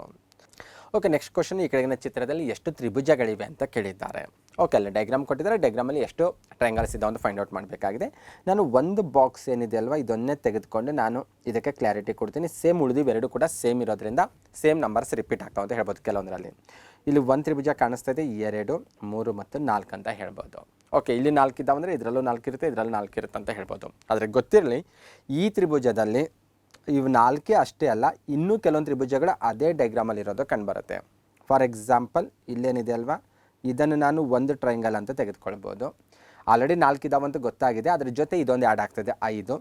ಇದರ ಅಪೋಸಿಟ್ ಇನ್ನೊಂದು ಕಾಣಿಸ್ತಾ ಇದೆಯಲ್ವಾ, ಇದೊಂದು 6, ಇನ್ನೂ 2 ಸೇರಿಸ್ಬೋದು. ಅಷ್ಟೇ ಅಲ್ಲ, ಇದರಲ್ಲೇ ನಾನು ಇನ್ನೊಂದು ಸೇಮ್ ಇದೇ ಡೈಗ್ರಾಮಲ್ಲಿ ಇನ್ನೊಂದು ಆ್ಯಂಗಲಲ್ಲೂ ಕೂಡ ನಾನು ತ್ರಿಭುಜಗಳು ನೋಡ್ಕೋಬೋದು. ಯಾವ ರೀತಿ ನೋಡ್ಕೊಳ್ಬೋದು ಅಂದರೆ, ಇದನ್ನು ಕೂಡ ಒಂದು ತ್ರಿಭುಜ ಅಂತ ತೆಗೆದುಕೊಳ್ಬೋದು. ನಾನು ಇದರಲ್ಲೇ ಅದನ್ನು ಡ್ರಾ ಮಾಡ್ಬೋದು. ಆದರೆ ಕನ್ಫ್ಯೂಸ್ ಆಗುತ್ತೆ ಅನ್ನೋ ಕಾರಣಕ್ಕಾಗಿ ನಾನು ಸಪ್ರೇಟಾಗಿ ಮಾಡಿ ತೋರಿಸ್ತಾ ಇದ್ದೀನಿ. ಇದರ ಅಪೋಸಿಟ್ ಇನ್ನೊಂದು ನನಗೆ ಟ್ರಯಾಂಗಲ್ ಸಿಗುತ್ತೆ, +2 ಅಂತ ಸೇರಿಸ್ಬೋದು. ಹಾಗಾದರೆ ಒಂದು ಬಾಕ್ಸಲ್ಲಿರುವಂಥ ಏನು ನಿಮಗೆ ಡೈಗ್ರಾಮ್ ಕಾಣಿಸ್ತಾ ಇದೆ ಅಲ್ವಾ, ಇದರಲ್ಲಿ 8 ತ್ರಿಭುಜಗಳಿರೋದು ಕಂಡುಬರ್ತಾ ಇದೆ. ಇದರಲ್ಲಿ 8 ಇರ್ತವೆ, ಇದರಲ್ಲಿ 8 ಇರ್ತವೆ. ಟೋಟಲ್ ಎಷ್ಟು ಆಗ್ತಾವೆ ಅಂತ ಕೇಳಿದ್ರೆ 24 ಅಂತ ಹೇಳ್ಬೋದು. ನಾನು ಮೇಲ್ನೋಟಕ್ಕೆ ಬಂದಾಗ 24 ಅಂತ ಹೇಳ್ಬೋದು. ಅಷ್ಟೇ ಅಲ್ಲ, ಇನ್ನೂ ಕೆಲವೊಂದು ನಂಗೆ ಟ್ರಯಾಂಗಲ್ ಸಿಗ್ತವೆ. ಫಾರ್ ಎಕ್ಸಾಂಪಲ್, ಇಲ್ಲಿ ನಾನು ಡ್ರಾ ಮಾಡ್ತೀನಿ ನೋಡಿರಿ, ಇದು ಒಂದು ಟ್ರಯಾಂಗಲ್ ಅಂತ ಹೇಳ್ಬೋದು. ಓಕೆ, ಇದು ಆಗಿರುತ್ತೆ. ಅದರ ಜೊತೆ ಇದರ ಪಕ್ಕದಲ್ಲಿ ಇನ್ನೊಂದು ಕಾಣಿಸ್ತಾ ಇದೆ, ಇದು ಕೂಡ ಆಗಿರುತ್ತೆ, +2 ಅಂತ ಹೇಳ್ಬೋದು. ಅಷ್ಟೇ ಅಲ್ಲ, ಇದರ ಅಪೋಸಿಟಲ್ಲಿ ನಾನು ಇನ್ನೊಂದು ಆ್ಯಂಗಲಲ್ಲಿ ಡ್ರಾ ಮಾಡ್ಬೋದು. ಇದೇನು ಕಾಣಿಸ್ತಾ ಇದೆ ಅಲ್ವಾ, ಇದು ಒಂದು ಟ್ರಯಾಂಗಲ್ ಆಗಿದೆ. ಇಲ್ಲೇನು ಕಾಣಿಸ್ತಾ ಇದೆ ಅಲ್ವಾ, ಇದು ಕೂಡ ಒಂದು ಟ್ರಯಾಂಗಲ್ ಆಗಿದೆ. ಇನ್ನೂ 2 ಸೇರಿಸ್ಬೋದು. ಟೋಟಲ್ ಎಷ್ಟಾಗುತ್ತೆ, 28 ಅಂತ ಹೇಳ್ಬೋದು. 28 ಈ ಕ್ವಶನಿಗೆ ಸರಿಯಾದ ಉತ್ತರ ಆಗಿರುತ್ತೆ. ನೆಕ್ಸ್ಟ್, ಈ ಕೆಳಗಿನ ಪ್ರಶ್ನೆಯಲ್ಲಿ ಪ್ರಶ್ನಾರ್ಥಕ ಚಿಹ್ನೆ ಇರುವ ಕಡೆ ಯಾವ ಅಂದಾಜು ಮೌಲ್ಯ ಬರುತ್ತದೆ. ಓಕೆ, ಇಲ್ಲೊಂದು ಲೆಕ್ಕ ಕೊಟ್ಟಿದ್ದಾರೆ, ಅದನ್ನು ಬಿಡಿಸ್ತಾ ಹೋಗಬೇಕು. ಬಿಡಿಸಿದಾಗ ಫೈನಲ್ ಆಗಿ ಬರುವಂಥ ಆನ್ಸರು ಅಂದಾಜು ಮೌಲ್ಯ ಅಂತ ಹೇಳಿದ್ದಾರೆ. ಎಕ್ಯುರೇಟ್ ಅನ್ನಂಗಿಲ್ಲ, ನಿಮಗೊಂದೆಲ್ಲೋ ಪಾಯಿಂಟಲ್ಲಿ ಬರ್ಬೋದು. ಅದು ನಿಯರೆಸ್ಟ್ ಆನ್ಸರ್ ನೀವು ಫೈಂಡ್ ಔಟ್ ಮಾಡಬೇಕಾಗಿದೆ. ಇದನ್ನು ಯಾವ ರೀತಿ ಮಾಡಬೇಕು ಅಂತ ನೋಡ್ತಾ ಇದ್ರೆ, ಫಸ್ಟ್ ಆಫ್ ಆಲ್ ನೋಡಿದ್ರೆ ಗೊತ್ತಾಗ್ತಾ ಇದೆ, ಆಫ್ ಅಂತಿದೆ. ಆಫ್ ಇದ್ದಲ್ಲಿ ಇಂಟು ಮಾರ್ಕ್ ಹಾಕೋಬೋದು ನಾವು. ಓಕೆ, ಇದನ್ನು 2 ರೀತಿ ಮಾಡ್ಬೋದು. ನೀವು ಮ್ಯಾಥ್ಸ್ ಬೇಸಾಗೂ ಮಾಡ್ಬೋದು, ಅಥವಾ ಸ್ವಲ್ಪ ಕ್ಯಾಲ್ಕುಲೇಷನ್ ಬೇಸಾಗಿ ಕೂಡ ಮಾಡ್ಬೋದು. ಇಲ್ಲಿ ನೋಡಿದ್ರೆ ಗೊತ್ತಾಗ್ತಾ ಇದೆ, 100ಕ್ಕೆ 18% ಅಂತ ಕೊಟ್ಟಿದ್ದಾರೆ. 100ಕ್ಕೆ 18 ರೂಪಾಯಿ ನಾವು ಕೌಂಟಿಗೆ ತೆಗೆದುಕೊಳ್ಬೇಕು. ಹಾಗಾದರೆ 609ಕ್ಕೆ ಎಷ್ಟು ರೂಪಾಯಿ ತೆಗೆದುಕೊಳ್ಬೇಕು ಅಂತ ನಾವು ಫೈಂಡ್ ಔಟ್ ಮಾಡಬೇಕು. 100ಕ್ಕೆ 18 ರೂಪಾಯಿನ ತೆಗೆದುಕೊಂಡು ಲೆಕ್ಕಕ್ಕೆ ತೆಗೆದುಕೊಳ್ಬೇಕಾದ್ರೆ 609 ರೂಪಾಯಿಗೆ ಎಷ್ಟು ತೆಗೆದುಕೊಳ್ಬೇಕಂತ ಫೈಂಡ್ ಔಟ್ ಮಾಡಬೇಕು. ಓಕೆ, ಇದು ಪಕ್ಕದ್ದು ಅಷ್ಟೇ. 100ಕ್ಕೆ 27 ರೂಪಾಯಿ 50 ಪೈಸೆ ತೆಗೆದುಕೊಳ್ಬೇಕು. ಹಾಗಾದರೆ 450ಕ್ಕೆ ಎಷ್ಟು ರೂಪಾಯಿ ತೆಗೆದುಕೊಳ್ಬೇಕಂತ ಅವೆರಡು ಪ್ಲಸ್ ಮಾಡಬೇಕಷ್ಟೇ, ಇನ್ನೇನಿಲ್ಲ. ಓಕೆ, ಸಿಂಪಲ್ಲಾಗಿ ಒಂದು ಕ್ಯಾಲ್ಕುಲೇಷನ್ ಮಾಡೋಣ. 100ಕ್ಕೆ 18 ರೂಪಾಯಿ ಅಂತ ಹೇಳ್ತಾ ಇದ್ದಾರೆ, ನನಗೆ 609ಕ್ಕೆ ನಾನು ತೆಗೆದುಕೊಳ್ಬೇಕಾಗಿದೆ. ಹಾಗಾಗಿ 100ಕ್ಕೆ 18 ಅಂದರೆ 100. ಓಕೆ, ಈ ರೀತಿ 100 ಅಂತ ಒಂದು 600 ಅಂತ ಕೂಡ ಏನು ಮಾಡ್ಬೋದು, ನಾನು ಕೌಂಟ್ ಮಾಡ್ತಾ ಹೋಗ್ಬೋದು. 2 ರೀತಿ ಮಾಡ್ಬೋದು ನಾನು. ಟೋಟಲ್ 600 ಆಗುತ್ತೆ. ಮೇಲ್ಗಡೆ 9 ರೂಪಾಯಿ ಇದೆ, ಅದನ್ನು ಕೂಡ ಇಟ್ಕೊಳ್ಳೋಣ. 100ಕ್ಕೆ 18 ರೂಪಾಯಿ ನನಗೆ ಕೊಡಬೇಕು ಅವರು. ಓಕೆ, ಸೇಮ್ ಪ್ರತಿ 100 ರೂಪಾಯಲ್ಲಿ ಕೂಡ ಏನು ಮಾಡಬೇಕು, ನನಗೆ 18 ರೂಪಾಯಿ ಕೊಡ್ತಾ ಹೋಗಬೇಕು. 18 6 ಎಷ್ಟಾಗುತ್ತೆ, 108 ಆಗ್ತಾಯಿದೆ. ನನಗೆ 108 ಸಿಗ್ತಾ ಇದೆ ನನಗೆ. ಓಕೆ, ನೆಕ್ಸ್ಟ್ 9 ರೂಪಾಯಿಗೆ ಎಷ್ಟು ಕೊಡಬೇಕಂತ ಗೊತ್ತಾಗಬೇಕು. ಆದರೆ ನಾನು ಇದು 610 ಅಂತ ಇಟ್ಕೊಂಡು ಬಿಡ್ತೀನಿ. ನಾನು 9 ಬೇಡ, ನಾನು ಇದನ್ನು 10 ಮಾಡ್ತೀನಿ. ಯಾಕೆ 10 ಮಾಡ್ತಾ ಇದ್ದೀನಿ ಅಂದರೆ, ಇದು ಅಂದಾಜು ಮೌಲ್ಯ ಕಂಡುಹಿಡಿಬೇಕಾಗಿದೆ. ಹಾಗಾಗಿ ಸಣ್ಣ ಪುಟ್ಟ ವೇರಿಯೇಷನ್ ಮಾಡ್ಕೋಬೋದು. ನಾನಿಲ್ಲಿ 10 ತೆಗೆದುಕೊಂಡಾಗ 100ಕ್ಕೆ 18 ರೂಪಾಯಿ ಅಂದರೆ 10 ರೂಪಾಯಿಗೆ ಎಷ್ಟು ಬರುತ್ತೆ ಗೊತ್ತಾ, 1 ರೂಪಾಯಿ 80 ಪೈಸೆ ಬರುತ್ತೆ. 1 ರೂಪಾಯಿ 80 ಪೈಸೆಗೆ ನಾನು ಏನು ಮಾಡ್ತೀನಿ, ಟೋಟಲಾಗಿ 2 ರೂಪಾಯಿ ಅಂತ ಇಟ್ಕೊಂಡು ಬಿಡ್ತೀನಿ. ಒಟ್ಟಿನಲ್ಲಿ 110 ರೂಪಾಯಿ ಕೊಡಬೇಕು ನನಗೆ ಅವರು.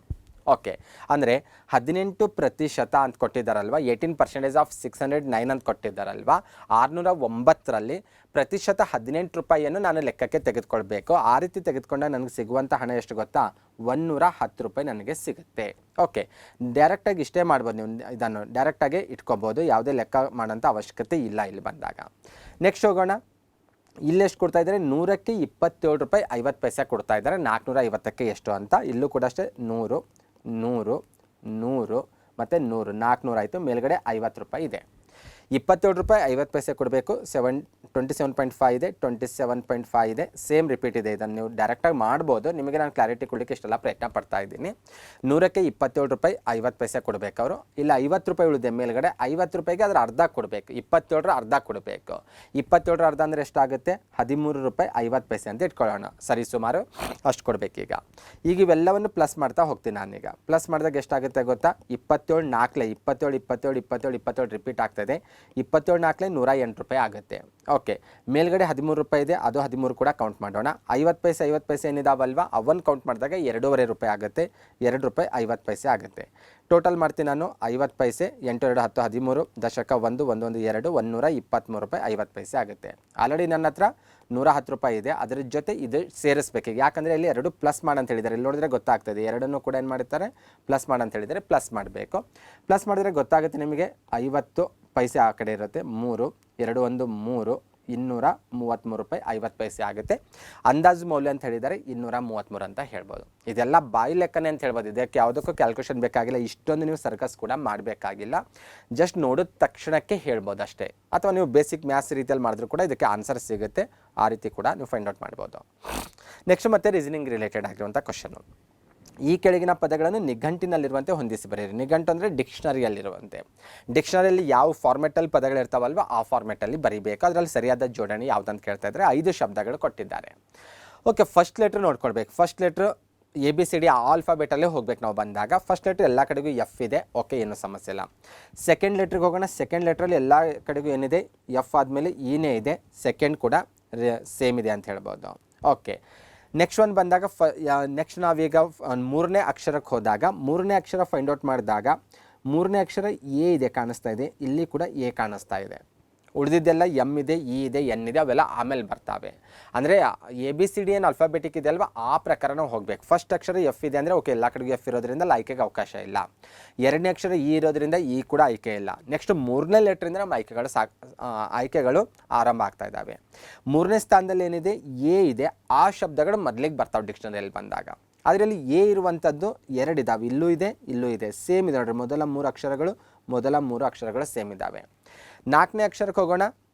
4ನೇ ಅಕ್ಷರಕ್ಕೆ ಹೋದಾಗ ಏನಿದೆ ಅಂತ ಬಂದಾಗ ಇಲ್ಲಿ ಟಿ ಇದೆ, ಇಲ್ಲೂ ಕೂಡ ಟಿ ಇರೋದು ಕಂಡು ಬರ್ತಾ ಇದೆ. 4 ಅಕ್ಷರಗಳು ಕೂಡ ಸೇಮ್ ಇದ್ದಾವೆ.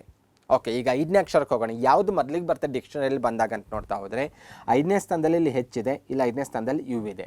ಹೆಚ್ಚು ಮತ್ತು ಯು ಅಲ್ಲಿ ಬಂದಾಗ ಯಾವ್ದು ಮೊದಲಿಗೆ ಬರುತ್ತೆ, ಹೆಚ್ಚು ಮೊದಲಿಗೆ ಬರೋದ್ರಿಂದ ಈ ವರ್ಡು ಮೊದಲಲ್ಲಿ ಇರಬೇಕು.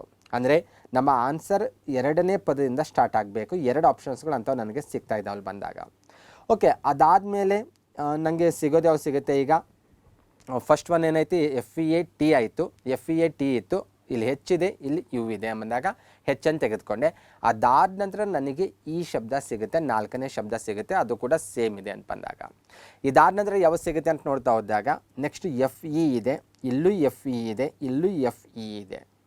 3ನೇ ಅಕ್ಷರಕ್ಕೆ ಹೋಗೋಣ. ಇಲ್ಲಿ ಎನ್ ಇದೆ, ಇಲ್ಲಿ ಇ ಇದೆ, ಇಲ್ಲಿ ಎಮ್ ಇದೆ. ಇದನ್ನು ನೋಡಿದಾಗ ಈ ಮೊದಲಿಗೆ ಬರುತ್ತೆ. 3ನೇ ಸ್ಥಾನದ ಅಕ್ಷರ ನೋಡಿದಾಗ ಎನ್ ಇದೆ, ಎಮ್ ಇದೆ, ಇ ಇದೆ. ಇ ಇರೋದು ಮೊದಲಿಗೆ ಬರಬೇಕು. ಹಾಗಾಗಿ 2 4 3 ಇರುವಂಥ ಆನ್ಸರ್ ಏನಿದೆ ಅಲ್ವಾ, ಇದು ಸರಿಯಾದ ಉತ್ತರ ಅಂತ ಗುರುತಿಸ್ಬೋದು. ಉಳಿದು ಬೇಕಾದ್ರೆ ಕ್ರಾಸ್ ಚೆಕ್ ಮಾಡ್ಕೋಬೋದು. ಆಮೇಲೆ ಎಮ್ ಬರುತ್ತೆ, ಆಮೇಲೆ ಎನ್ ಬರುತ್ತೆ. ಆ ಬೇಸ್ ಮೇಲೆ ನಾವು ಆಪ್ಷನ್ ಸಿ ಇದಕ್ಕೆ ಸರಿಯಾದ ಉತ್ತರ ಅಂತ ಗುರುತಿಸ್ಬೋದು. ನೆಕ್ಸ್ಟ್ ಒಂದು ಶುಭಮ್ 30 ಕಿಲೋಮೀಟರ್ಗಳನ್ನು ಪ್ರತಿ ಗಂಟೆಗೆ 6 ಕಿಲೋಮೀಟರ್ ವೇಗದಲ್ಲಿ ನಡೆಯುತ್ತಾನೆ ಮತ್ತು ಉಳಿದ 40 ಕಿಲೋಮೀಟರ್ಗಳನ್ನು 5 ಗಂಟೆಯಲ್ಲಿ ಪೂರೈಸುತ್ತಾನೆ. ಅವನ ಸಂಪೂರ್ಣ ಪ್ರಯಾಣದ ಸರಾಸರಿ ವೇಗ ಕಂಡುಹಿಡಿ ಅಂತ ಹೇಳಿದರೆ ವೇಗ ಫೈಂಡ್ ಔಟ್ ಮಾಡಬೇಕು. ಶುಭಮ್ ಅನ್ನುವಂಥ ಒಬ್ಬ ವ್ಯಕ್ತಿ ಏನು ಮಾಡಿದ್ದಾನೆ, ಜರ್ನಿ ಮಾಡಿದ್ದಾನೆ ಅವನು. ಓಕೆ, ಮೊದಲು 30 ಕಿಲೋಮೀಟರ್ ಏನಿದೆ ಅಲ್ವ, ಇಲ್ಲಿಗೆ ಡಿವೈಡ್ ಮಾಡೋಣ. ಮೊದಲು 30 ಕಿಲೋಮೀಟರ್ ಒಂದು ವೇಗದಲ್ಲಿ ಹೋಗಿದ್ದಾನೆ ಮೋಸ್ಟ್ಲಿ, ಆಮೇಲೆ 40 ಕಿಲೋಮೀಟರ್ ಮತ್ತೊಂದು ವೇಗದಲ್ಲಿ ಹೋಗಿದ್ದಾನೆ. ಒಟ್ಟು 70 ಕಿಲೋಮೀಟರ್ ಜರ್ನಿ ಮಾಡಿದ್ದಾನೆ. ನೋಡಿದ್ರೆ ಗೊತ್ತಾಗ್ತದೆ, ಟೋಟಲ್ 70 ಕಿಲೋಮೀಟರ್ ಆತ ಜರ್ನಿ ಮಾಡಿದ್ದಾನೆ. ಓಕೆ, ಮೊದಲ 30 ಕಿಲೋಮೀಟರ್ ಏನು ಮಾಡಿದ್ದಾನೆ ಅಂದರೆ ಪ್ರತಿ ಗಂಟೆಗೆ 6 ಕಿಲೋಮೀಟರ್ ಅಷ್ಟು ಸ್ಪೀಡಲ್ಲಿ ಹೋಗಿದ್ದಾನೆ. ಹಾಗಾದರೆ ಎಷ್ಟು ಗಂಟೆ ಜರ್ನಿ ಮಾಡಿದ್ದಾನೆ ಅವನು? 1 ಗಂಟೆಗೆ 6 ಕಿಲೋಮೀಟರ್ ಹೋಗ್ತಾನೆ, 2 ಗಂಟೆಗೆ 12, 3 ಗಂಟೆಗೆ 18, 4 ಗಂಟೆಗೆ 24, 5 ಗಂಟೆಗೆ ಏನಾಗ್ತಾನೆ ಆತ 30 ಕಿಲೋಮೀಟರ್ ರೀಚ್ ಆಗ್ತಾನೆ. ಪ್ರತಿ ಗಂಟೆಗೂ 6 ಕಿಲೋಮೀಟರ್ ಸ್ಪೀಡಿಗೆ ಹೋಗ್ತಾ ಇದ್ದಾನೆ. 30 ಕಿಲೋಮೀಟರ್ ಕಂಪ್ಲೀಟ್ ಮಾಡಬೇಕಾದ್ರೆ ಅವನಿಗೆ ಎಷ್ಟು ಟೈಮ್ ಬೇಕು? 5 ಅವರ್ಸ್ ಬೇಕಂತ ಹೇಳ್ಬೋದು. 5 ಅವರ್ಸ್ ಅಂತ ಹೇಳ್ಬೋದು. ನೆಕ್ಸ್ಟ್ ಉಳಿದಿರುವಂಥ 40 ಕಿಲೋಮೀಟರ್ ಏನಿದೆ ಅಲ್ವಾ, ಅದನ್ನು 5 ಗಂಟೆಯಲ್ಲಿ ಜರ್ನಿ ಮಾಡಿದ್ದಾನೆ. ಅದನ್ನು ಕೂಡ ಏನು ಮಾಡಿದ್ದಾನೆ, 5 ಅವರ್ಸ್ ತೆಗೆದುಕೊಂಡು ಜರ್ನಿ ಮಾಡಿದ್ದಾನೆ. ಈಗ ನಾನೇನು ಕಂಡುಹಿಡಿಬೇಕು, ಆತನ ಸರಾಸರಿ ವೇಗ ಕಂಡುಹಿಡಿಬೇಕು. ವೇಗ ಸೂತ್ರ ಗೊತ್ತಿದೆ ನಿಮಗೆ, ವೇಗ ಇಸಿಕಲ್ ಟು ದೂರ ಬೈ ಕಾಲ ಅಂತ ಹೇಳ್ಬೋದು. ದೂರ ಅಂದರೆ ಎಷ್ಟು ದೂರ ಹೋಗಿದ್ದಾನೆ ಅವನು, ಒಟ್ಟು 70 ಕಿಲೋಮೀಟರ್ ಹೋಗಿದ್ದಾನೆ. ತೆಗೆದುಕೊಂಡಂಥ ಸಮಯ ಏನಿದೆ 5 ಅವರ್ಸ್, ಫಸ್ಟಿಗೆ 5 ಅವರ್ಸ್ ತೆಗೆದುಕೊಂಡಿದ್ದಾನೆ, ಆಮೇಲೂ ಕೂಡ 5 ಅವರ್ಸ್ ತೆಗೆದುಕೊಂಡಿದ್ದಾನೆ. ಆದರೆ ತನ್ನ ಸ್ಪೀಡ್ ಬೇರೆ ಬೇರೆ ಇದೆ ಬಂದಾಗ. ಆದರೆ ಇಲ್ಲಿ ಒಂದೇ ಡೈರೆಕ್ಷನಲ್ಲಿ ಆತ ಹೋಗ್ತಾ ಇದ್ದಾನೆ. ಒಂದೇ ಡೈರೆಕ್ಷನಲ್ಲಿ ಹೋಗುವಂಥ ಸಮಯದಲ್ಲಿ ಸರಾಸರಿ ವೇಗ ಕಂಡುಹಿಡಿಯುವಂಥ ಸಮಯದಲ್ಲಿ ನಾವು ಇದೇ ಸೂತ್ರವನ್ನು ಬಳಕೆ ಮಾಡ್ಕೋಬೋದು. ಟೋಟಲ್ ಆತ ತೆಗೆದುಕೊಂಡಂಥ ಕಾಲಾವಧಿ ಎಷ್ಟು 10 ಅವರ್ಸ್ ಇದೆ, 0 ಹೋಗುತ್ತೆ. ಓಕೆ, 7 ಕಿಲೋಮೀಟರ್ ಪರ್ ಅವರ್ ಅನ್ನೋದು ಇದಕ್ಕೆ ಆನ್ಸರ್ ಆಗಿರುತ್ತೆ. ಸರಾಸರಿ ವೇಗ ಒಂದೇ ಡೈರೆಕ್ಷನಲ್ಲಿ ಕೇಳಿರೋದ್ರಿಂದ ಈಸಿಯಾಗಿ ಫೈಂಡ್ ಔಟ್ ಮಾಡ್ಬೋದಾಗಿದೆ. ನೆಕ್ಸ್ಟ್, ಡೆಲ್ಲಿ ಪದದಲ್ಲಿರುವ ಅಕ್ಷರಗಳನ್ನು ಎಷ್ಟು ಪ್ರಕಾರಗಳಲ್ಲಿ ಅರೇಂಜ್ ಮಾಡಬಹುದು. ಓಕೆ, ನಿಮಗೊಂದು ವರ್ಡ್ ಕೊಟ್ಟಿದ್ದಾರಲ್ಲಿ DELHI ಅಂತ 5 ಅಕ್ಷರಗಳು ಕಾಣಿಸ್ತಾ ಇದ್ದಾವೆ. ಅವುಗಳನ್ನು ಅರೇಂಜ್ ಮಾಡಬೇಕು. ಎಷ್ಟು ವಿಭಿನ್ನ ಪ್ರಕಾರಗಳಲ್ಲಿ ನೀವು ಅವುಗಳನ್ನು ಅರೇಂಜ್ ಮಾಡ್ಬೋದು ಅಂತ ಕೇಳ್ತಾ ಇದ್ದಾರೆ. ಓಕೆ, ವಿಭಿನ್ನ ಪ್ರಕಾರದ ಅರೇಂಜ್ ಅಂದರೆ ಏನಂತ ಫಸ್ಟ್ ಅರ್ಥ ಮಾಡ್ಕೊಳ್ಳೋಣ. ಇಲ್ಲ ಅಕ್ಷರಗಳೇನಿದ್ದಾವಲ್ವ ಈ ರೀತಿ ನಾನು ಜೋಡಿಸ್ತಾ ಹೋಗ್ತೀನಿ. ಇದು ಒಂದು ಅರೇಂಜ್ಮೆಂಟು. ಇಲ್ಲಿರುವಂಥ ಅಕ್ಷರಗಳನ್ನು ನನಗೆ ಯಾವ ರೀತಿ ಬೇಕೋ ಆ ರೀತಿ ಅರೇಂಜ್ ಮಾಡ್ತಾ ಹೋಗ್ತೀನಿ. ಅದಕ್ಕೆ ಮೀನಿಂಗ್ ಬೇಕಂತೇನಿಲ್ಲ, ಬಂದಾಗಲೇನೂ ಕೊಟ್ಟಿಲ್ಲ, ಜಸ್ಟ್ ನೀವು ಅರೇಂಜ್ ಮಾಡಬೇಕು. ಅಥವಾ ನಾನೇನು ಮಾಡ್ತೀನಿ, ಈ ರೀತಿ ಅರೇಂಜ್ ಮಾಡ್ತಾ ಹೋಗ್ತೀನಿ. ಯಾವ ರೀತಿ ಆದರೂ ಅರೇಂಜ್ ಮಾಡ್ಬೋದು. ಈ ರೀತಿ ಎಷ್ಟು ರೀತಿಯಲ್ಲಿ ನೀವು ಅರೇಂಜ್ ಮಾಡ್ಬೋದು ಅಕ್ಷರಗಳಂತ ಕೇಳ್ತಾ ಇದ್ದಾರೆ. ಒಟ್ಟು ಎಷ್ಟು ಅಕ್ಷರಗಳಿದ್ದಾವೆ ಅಂತ ನೋಡ್ಕೊಳ್ಬೇಕು. 5 ಅಕ್ಷರಗಳಿದ್ದಾವೆ. 5 ಫ್ಯಾಕ್ಟೋರಿಯಲ್ ಅಂತ ಬರ್ಕೊಳ್ಬೇಕು. ರಿವರ್ಸಲ್ಲಿ ಇಂಟು ಮಾಡ್ತಾ ಬರಬೇಕು. ಅಪ್ ಟು 1ರವರೆಗೂ ಇಂಟು ಮಾಡ್ತಾ ಹೋಗಬೇಕು. ಓಕೆ, 5 4 20, 23 60, 62 120, 120 ರೀತಿಯಲ್ಲಿ ನಾವು ಅರೇಂಜ್ಮೆಂಟ್ ಮಾಡ್ಬೋದು ಆ 5 ಅಕ್ಷರಗಳು. ಹಾಗಾಗಿ ಆಪ್ಷನ್ಸ್ ಇದಕ್ಕೆ ಸರಿಯಾದ ಉತ್ತರ ಅಂತ ಗುರುತಿಸ್ಬೋದು. ನೆಕ್ಸ್ಟ್ ಒಂದು ವೇಳೆ ರೀಟಾಳು ಸೀತಾಳ ಪಶ್ಚಿಮದಲ್ಲಿದ್ದರೆ ಮತ್ತು ಕೀರ್ತಿಯು ಸೀತಾಳ ಉತ್ತರಕ್ಕಿದ್ದರೆ ಕೀರ್ತಿಯು ರೀಟಾಳಿಗೆ ಸಂಬಂಧಿಸಿದಂತೆ ಯಾವ ದಿಕ್ಕಿನಲ್ಲಿರುತ್ತಾಳೆ ಅಂತ ಕ್ವಶನ್ ಕೇಳಿದ್ದಾರೆ. ಒಂದು ವೇಳೆ ರೀಟಾಳು ಸೀತಾಳ ಪಶ್ಚಿಮದಲ್ಲಿದ್ದರೆ, ಓಕೆ, ರೀಟಾ ಸೀತಾ ಅಂತ ಇಬ್ಬರು ಇದ್ದಾರೆ. ರೀಟಾ ಸೀತಾಳ ಪಶ್ಚಿಮದಲ್ಲಿದ್ದಾಳೆ. ಓಕೆ, ಸೀತಾಳನ್ನು ಪಾಯಿಂಟ್ ಮಾಡಿ ಇಲ್ಲಿ ಹೇಳ್ತಾ ಇದ್ದಾರೆ. ಸೀತಾಳ ಪಶ್ಚಿಮ ಅಂದರೆ ಈ ದಿಕ್ಕಾಗುತ್ತೆ, ಎಕ್ಸಾಕ್ಟ್ ಕರೆಕ್ಟ್. ಅವಳು ಪೂರ್ವ ಅಂದರೆ ಈ ಕಡೆ ದಿಕ್ಕಾಗುತ್ತೆ. ಕೀರ್ತಿಯು ಸೀತಾಳ ಉತ್ತರಕ್ಕಿದ್ದಾಳೆ. ಓಕೆ, ಕೀರ್ತಿ ಅನ್ನೋಳು ಸೀತಾಳ ಉತ್ತರಕ್ಕಿದ್ದಾಳೆ. ಅಗೇನ್ ಸೀತಾಳನ್ನೇ ಪಾಯಿಂಟ್ ಔಟ್ ಮಾಡಿ ಹೇಳ್ತಾ ಇದ್ದಾರೆ. ಕೀರ್ತಿ ಅನ್ನೋಳು ಇವಳ ಉತ್ತರಕ್ಕಿದ್ದಾಳೆ ಅಂತ ಹೇಳ್ತಾ ಇದ್ದಾರೆ. ಹಾಗಾದರೆ ಕೀರ್ತಿಯು ರೀಟಾಳಿಗೆ ಸಂಬಂಧಿಸಿದಂತೆ, ರೀಟಾಳನ್ನು ಫೋಕಸ್ ಮಾಡಿ ಹೇಳ್ತಾ ಇದ್ದಾರೆ. ರೀಟಾಳಿಗೆ ಸಂಬಂಧಿಸಿದಂತೆ ಕೀರ್ತಿಯು ಯಾವ ದಿಕ್ಕಲ್ಲಿದ್ದಾಳೆ ಅಂತ ಕೇಳ್ತಾ ಇದ್ದಾರೆ. ರೀಟಾಳಿಗೆ ಕೀರ್ತಿ ಯಾವ ದಿಕ್ಕಲ್ಲಿದ್ದಾಳೆ, ಇದು ಯಾವ ದಿಕ್ಕು ಅಂತ ನೋಡ್ತಾ ಇದ್ರೆ ಈಶಾನ್ಯ ದಿಕ್ಕಾಗಿರುತ್ತೆ. ಹಾಗಾಗಿ ಆನ್ಸರ್ ಇದಕ್ಕೆ ಈಶಾನ್ಯ ಅಂತ ಹೇಳ್ಬೋದು. ಓಕೆ, ಇವಿಷ್ಟು 545 PSI ಹುದ್ದೆಗೆ ನಡೆದಿರುವಂಥ ಎಕ್ಸಾಮಲ್ಲಿ ಕೇಳಿರುವಂಥ ಕ್ವಶನ್ಸ್ ಆಗಿದ್ದಾವೆ. ಬಹುತೇಕ ಬಹಳ ಸಿಂಪಲ್ ಕ್ವಶನ್ಸ್ ಅಂತ ಹೇಳ್ಬೋದು. ಓಕೆ, ಎಲ್ಲ ಕ್ವಶನ್ಸ್ಗಳಿಗೆ ನೀವು ಆನ್ಸರ್ ಮಾಡಬೇಕಾದ್ರೆ ಬಹುತೇಕ ಯಾವುದೇ ಸ್ಟ್ಯಾಂಡರ್ಡ್ ಬುಕ್ ಬೇಕಾಗಿಲ್ಲ. 4th ಇಂದ 10th ವರೆಗೂ ಇರುವಂಥ ಮ್ಯಾಥ್ಸ್ ಬುಕ್ಕಲ್ಲಿರುವಂಥ ಕೆಲವೊಂದು ಚಾಪ್ಟರ್ಸ್ ನೀವು ಪ್ರಾಕ್ಟೀಸ್ ಮಾಡಿದ್ರೆ ಸಾಕು, ನಿಮಗೆ ಬೇಕಾಗಿರುವಂಥ ನಾಲೆಜ್ ಸಿಗುತ್ತೆ. ಸ್ವಲ್ಪ ರೀಸನಿಂಗ್ಗೆ ರಿಲೇಟೆಡ್ ಕೆಲವೊಂದು ಬುಕ್ಸ್ಗಳನ್ನು ಫಾಲೋ ಮಾಡಬೇಕು. ಯಾವ್ದಾರು ನಿಮ್ಮ ಹತ್ರ ಇರುವಂಥ ಬುಕ್ಸನ್ನು ಸ್ವಲ್ಪ ನೀಟಾಗಿ ಫಾಲೋ ಮಾಡ್ಕೊಳ್ಳಿ. ಮತ್ತು ಇನ್ನೊಂದು ಗಮನಿಸಬೇಕು, ಎಕ್ಸಾಮ್ ಮೂಮೆಂಟಲ್ಲೇ ನಾನು ಮೆಂಟಲ್ ಎಬಿಲಿಟಿ ಪಿಕಪ್ ಮಾಡ್ಕೊಳ್ತೀನಿ ಅಂದರೆ ಅದು ಇಂಪಾಸಿಬಲ್ಲು. ಇದು ನಿಮ್ಮ ಡೈಲಿ ನಿಮ್ಮ ಲೈಫ್ ಸ್ಟೈಲಲ್ಲಿ ಅದು ರುಟೀನ್ ಆಗ್ತಾ ಹೋಗಬೇಕು. ಅದು ಅಂದರೆ ಪ್ರತಿದಿನವೂ ಪ್ರಾಕ್ಟೀಸ್ ಮಾಡ್ತಾ ಹೋಗಬೇಕು. ಅವಾಗ ಮಾತ್ರ ಈ ವಿಷಯದ ಮೇಲೆ ನಾವು ಒಂದು ಹಿಡಿತ ಸಾಧಿಸಲಿಕ್ಕೆ ಸಾಧ್ಯ ಆಗುತ್ತೆ. ಮತ್ತು ನಿಮಗೆ ಪಾಸಿಬಲ್ ಇಲ್ಲ, ಭಾಳ ಕಷ್ಟ ಆಗುತ್ತೆ ಅಂದರೆ ನೀವು ಇನ್ನೊಂದು ಅಲ್ಟರ್ನೇಟ್ ಪ್ಲ್ಯಾನ್ ಮಾಡ್ಕೋಬೋದು. ಪ್ರತಿಯೊಂದು ಟಾಪಿಕ್ ಮೇಲೆ 30 ರಿಂದ 40 ಕ್ವಶನ್ಸ್ಗಳೇನು ಮಾಡಬೇಕು, ನೀವು ಬಿಡಿಸ್ತಾ ಹೋಗಬೇಕು. Easy questions, average questions, challengeable questions, ಈ ರೀತಿ ಡಿವೈಡ್ ಮಾಡಿಕೊಂಡು ಪ್ರತಿ ಟಾಪಿಕ್ ಮೇಲೆ 30 ರಿಂದ 40 ಅಥವಾ 30 ರಿಂದ 50 ಕ್ವಶನ್ ಬಿಡಿಸ್ತಾ ಹೋದರೆ ಖಂಡಿತ ನೀವು ಎಲ್ಲ ಕ್ವಶನ್ಸ್ಗಳಿಗೂ ಆನ್ಸರ್ ಬಿಡಿಸ್ತಾ ಇದ್ರು ಕೂಡ ಎಕ್ಸಾಮಲ್ಲಿ ಒಂದು 18 ಕ್ವಶನ್ಸ್ ಬಂದಾವಂದರೆ ಅಟ್ಲೀಸ್ಟ್ 10 to 12 ಅಥವಾ 13 ಕ್ವಶನ್ಸ್ಗಳಿಗೆ ನೀವು ಖಂಡಿತ ಆನ್ಸರ್ ಬಿಡಿಸ್ಬೋದು. ಓಕೆ, ಈ ರೀತಿ ಒಂದು ಸ್ವಲ್ಪ ಪ್ಲ್ಯಾನ್ ಮಾಡಿಕೊಂಡ್ರೆ ಖಂಡಿತ ನೀವೇನು ಮಾಡ್ಬೋದು, ಮೆಂಟಲ್ ಎಬಿಲಿಟಿಯಲ್ಲಿ ಬರುವಂಥ ಎಲ್ಲ ಕ್ವಶನ್ಸ್ಗಳಿಗೂ ಕೂಡ ಆನ್ಸರ್ ಮಾಡ್ಬೋದಾಗಿದೆ. ಮತ್ತೆ ಮುಂದಿನ ವಿಡಿಯೋದಲ್ಲಿ ಭೇಟಿಯಾಗೋಣ. ಎಲ್ಲರಿಗೂ ನಮಸ್ಕಾರಗಳು.